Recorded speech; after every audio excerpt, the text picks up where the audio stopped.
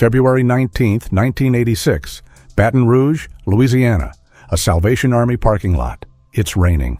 Barry Seal parks his white Cadillac. He's alone. He checks the mirrors. Nothing. But he knows. He knows they're coming. He's been a dead man for weeks, maybe months.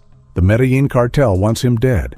The DEA can't protect him. And the CIA? They've already decided he's not worth saving. Barry steps out of the car, his breath visible in the cold air. He hears footsteps. Fast, multiple. A white van pulls up.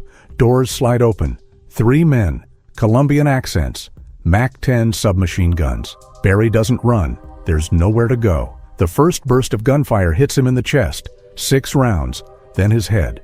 He falls. The rain washes blood across the asphalt. The killers drive away. 30 seconds. That's all it took to kill the man who smuggled $3 billion in cocaine for Pablo Escobar, the man who flew secret missions for the CIA, the man who photographed Sandinista bases in Nicaragua and nearly brought down the Reagan administration. Barry Seal was the most valuable asset the CIA ever had, and they let him die because dead men don't testify, and dead men don't expose secrets. This is the story of how Barry Seal became the bridge between the largest drug cartel in history and the most powerful intelligence agency in the world, and how both sides decided he was more valuable dead than alive. This is history's wealth, where money tells the story of power. Adler Berryman Seal was born on July 16, 1939, in Baton Rouge, Louisiana. His friends called him Barry, and from the moment he could walk, Barry Seal was obsessed with one thing: flying. Barry wasn't from money. His father worked at a candy company. His mother was a homemaker, middle class, ordinary. But Barry was not ordinary. By age 15, according to flight school records, Barry was already a licensed pilot. By 16, he was certified to fly commercial aircraft, the youngest person in Louisiana history to earn that certification. Barry didn't just fly planes. He understood them. He could land a Cessna on a dirt road in the dark. He could navigate by stars. He could fly so low that he could read license plates on cars below. And he loved it, because in the air, Barry Seal was free. On the ground, he was bored. In 1964, Barry got his dream job, Trans World Airlines, TWA. He was 25 years old, a commercial airline pilot, flying 707s across the country, making decent money, living the American dream. But Barry hated it. According to colleagues who later testified, Barry called commercial flying driving a bus with wings. Too safe, too predictable, too boring. Barry needed adrenaline, and in the late 1960s, he found it. Nobody knows exactly when Barry started smuggling, but according to federal investigators, it was sometime in the early 1970s. It started small. A friend asked Barry if he could fly a package from Mexico to Louisiana. No questions asked. Barry said yes. The package was marijuana. Barry got paid $5,000 for one flight. That was more than he made in a month at TWA. And it was easy.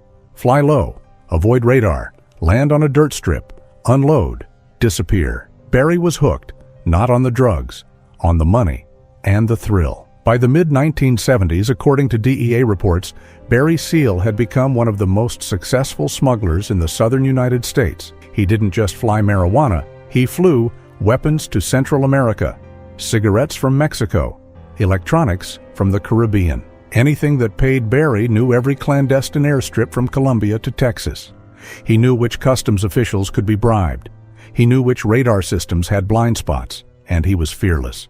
He would fly at 100 feet, in the dark, in storms, anything to avoid detection, and it worked. By 1976, Barry was making $500,000 a year, flying for whoever paid the most. In 1978, everything changed. Barry was approached by a man named Jorge Ochoa, one of the founders of the Medellín Cartel. Ochoa had a problem. The cartel was producing tons of cocaine in Colombia, but getting it into the United States was hard. Most smugglers moved 50, 100 kilograms per trip. Small loads, high risk. Ochoa wanted someone who could move more, much more, and he'd heard about Barry Seal, the American pilot who could fly anywhere, anytime, without getting caught. Ochoa made Barry an offer: fly cocaine from Colombia to the United States. $500,000 per trip. Barry said yes. not because he believed in the cartel, but because that kind of money was more than he'd ever imagined. Barry's first flight for the Medellin Cartel was in 1979. He flew a twin-engine Piper from Medellin to Louisiana. The plane was loaded with 300 kilograms of cocaine, worth $10 million on the street. Barry landed on a private airstrip in the Louisiana swamps, unloaded the drugs, refueled, and flew back to Colombia. Total time, 18 hours. Payment, $500,000. Barry had just made more in one day than most people made in a decade. And according to later testimony, he felt nothing. No guilt, no fear, just adrenaline. Over the next 2 years, according to DEA estimates, Barry flew between 50 and 100 missions for the Medellín Cartel. He transported cocaine from Colombia, cash back to Colombia weapons to cartel enforcers. He became the cartel's most trusted pilot. Jorge Ochoa introduced him to the rest of the leadership. Pablo Escobar, the cartel's mastermind. Carlos Lader, who owned an island in the Bahamas. Jose Gonzalo Rodriguez Gacha, the Mexican, the cartel's enforcer. Barry wasn't just a smuggler anymore, he was part of the operation, and he was getting rich. By 1981, according to financial records later seized by authorities, Barry Seal had accumulated over $50 million he owned, a fleet of planes, properties in Louisiana, Florida, and the Bahamas, boats, cars, businesses. He was living like a millionaire because he was one, but Barry had a problem. The DEA was watching him, and in 1983, they finally caught him. In 1983, Barry was arrested in Florida. He'd been caught with 200 kilograms of quaaludes, not cocaine, but enough to send him to prison for 10 years. Barry knew he had two options: go to prison or cooperate.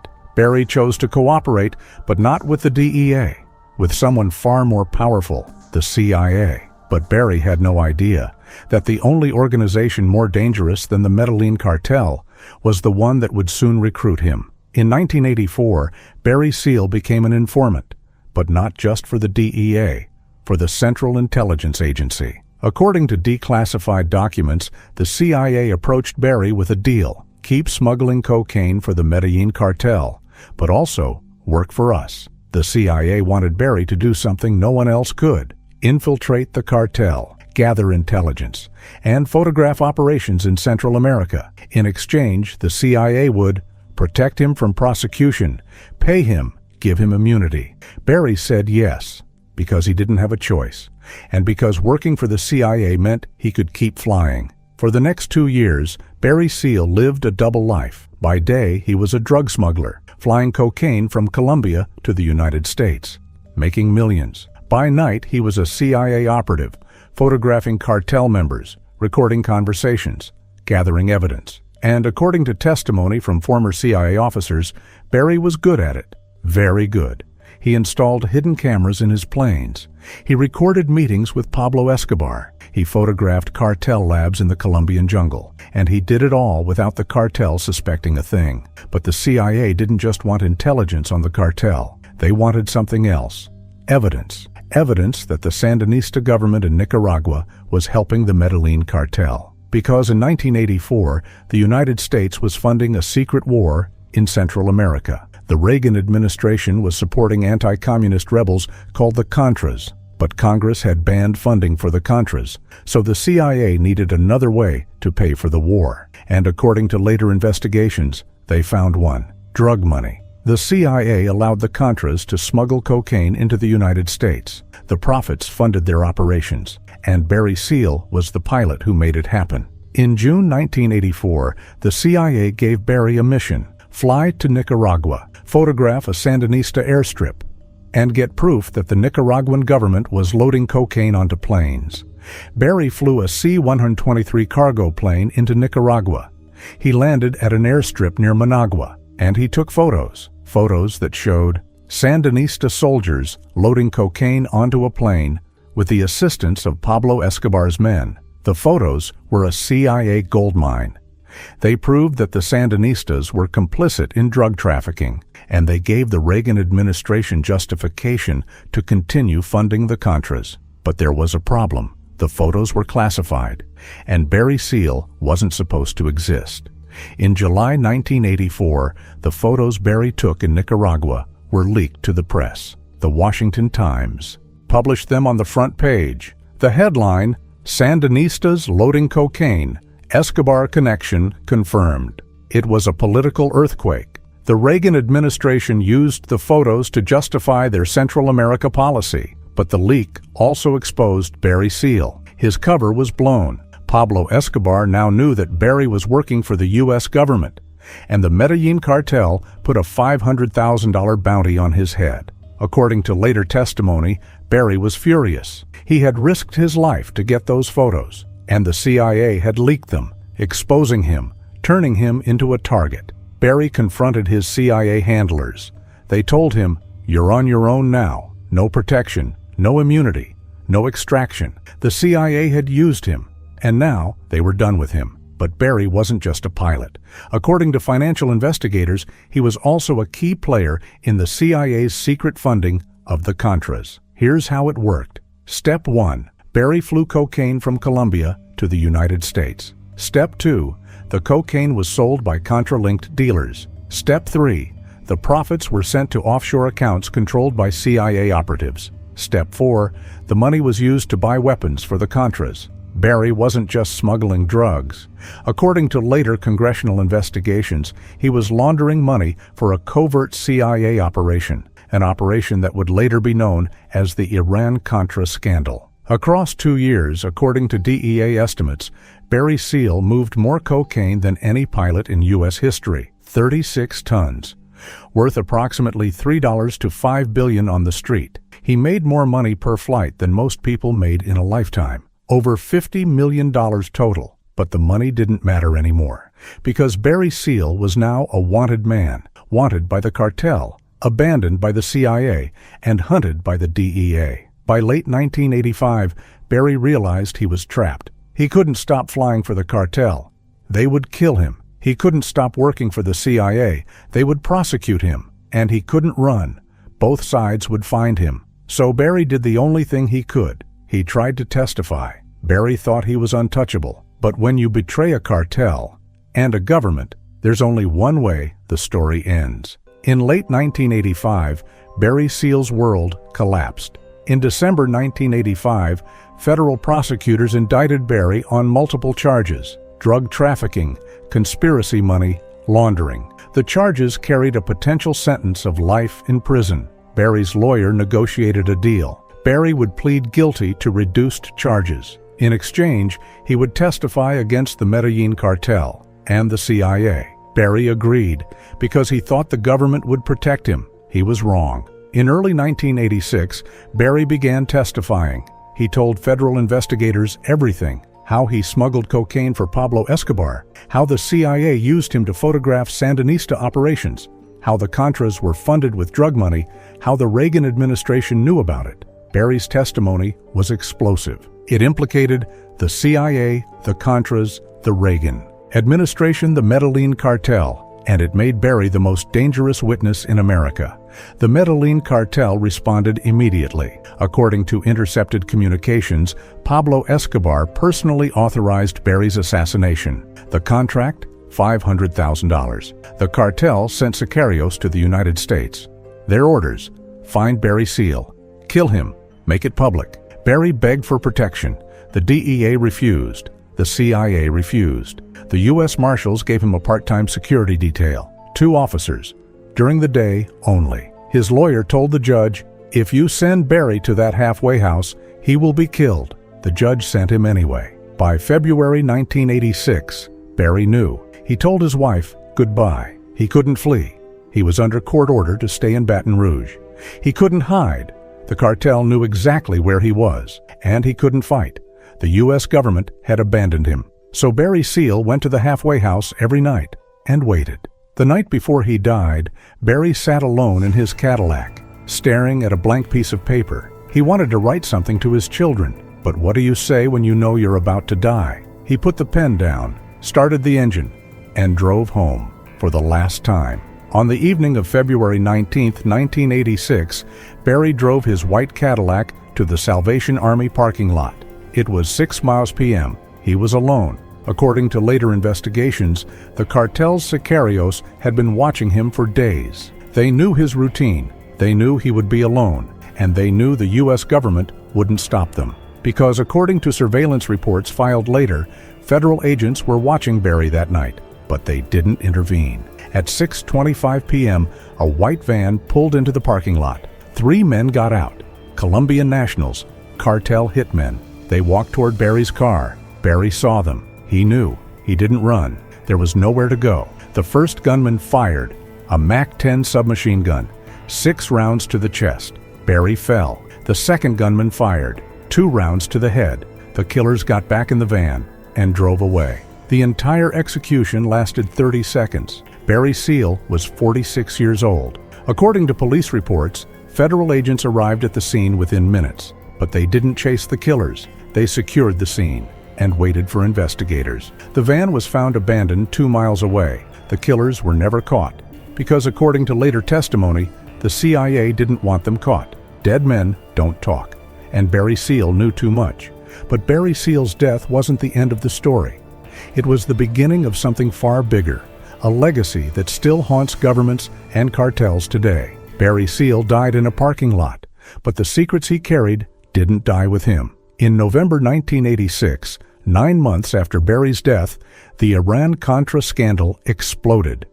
Journalists revealed that the Reagan administration had sold weapons to Iran, used the profits to fund the Contras in Nicaragua, allowed drug traffickers to smuggle cocaine into the U.S. to finance the operation. Barry Seal's name appeared in congressional hearings. His photos were entered into evidence. His flights were documented, and the U.S. government was forced to admit they had used a drug smuggler as a covert operative, and then abandoned him. According to declassified documents released in the 1990s, the CIA knew Barry was in danger. They knew the cartel had a contract on his life, and they chose not to protect him. Why? Because Barry knew too much. He knew how the CIA funded the Contras with drug money, how Pablo Escobar worked with Sandinista officials, how the Reagan administration authorized covert operations in violation of congressional bans. If Barry testified publicly, the entire operation would be exposed. So according to investigators who later reviewed the case, the CIA made a decision: let him die. The 3 men who killed Barry were eventually identified. They were Miguel Velez, Luis Carlos Quintero Cruz, Bernardo Antonio Vasquez, all Colombian nationals, all members of the Medellín Cartel. Velez and Quintero Cruz were arrested in 1987. They were convicted of murder and sentenced to life in prison. Vasquez was never caught. But according to cartel insiders who later cooperated with authorities, the assassination was ordered by Pablo Escobar personally and financed by Jorge Ochoa, the same men Barry had flown for, the same men he had betrayed. Barry Seal left behind a wife, Deborah, 3 children. They received nothing. No death benefits, no compensation, no apology.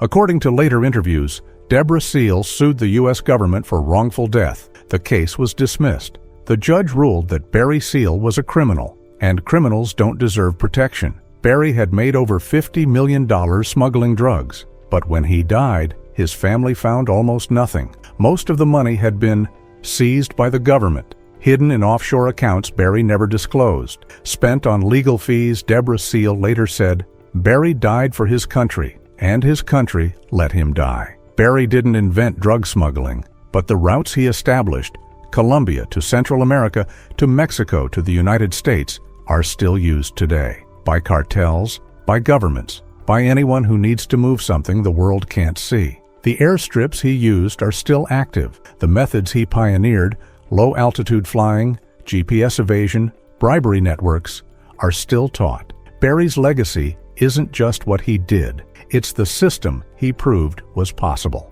According to intelligence analysts who studied Barry's case, his story reveals something uncomfortable. Governments don't see people. They see assets, useful assets, and disposable assets. Barry Seal was useful when he could fly cocaine and photograph enemies. But when he became a liability, when his testimony threatened to expose covert operations, he became disposable, and the government let him die. Not because they couldn't save him, but because it was easier not to. Barry Seal was a smuggler, a liar, a criminal, but he was also a father, a husband, and a man who believed that working for the CIA would protect him. It didn't.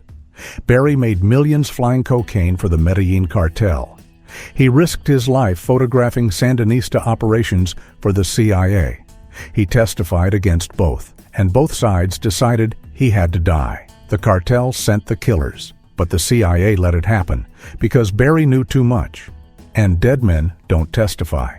Barry Seal's story isn't just about drugs. It's about power and how governments use people as tools and discard them when they're no longer useful. Barry thought he was untouchable. He thought the CIA would protect him. He thought his testimony would matter. He was wrong. On February 19, 1986, Barry Seal died in a parking lot, alone, abandoned, betrayed by the same government he served. And the secrets he carried? Some were exposed. Many remain buried.